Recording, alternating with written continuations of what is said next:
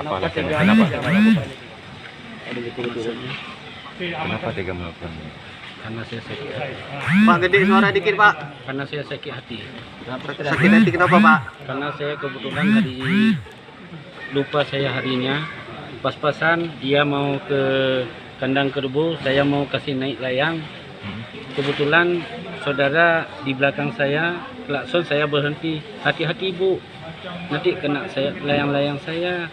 Nah, begitu pas-pasan dia langsung berhenti, langsung disebut yang kasih naik layang-layang PKI semua. Unsur itulah saya sakit hati. Berkali-kali dia bilang keturunan kamu keturunan PKI, dia bilang. Dari situlah timbul saya sakit hati. Itu aja.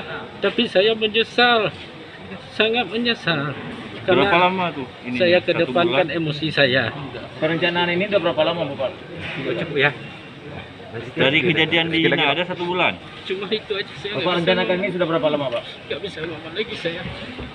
Maaf Intinya ya. menyesal nih, Pak ya. Iya, intinya Menyesal, saya ya. menyesal, sangat Oke. menyesal dengan emosi saya karena tidak terkontrol. Itu aja.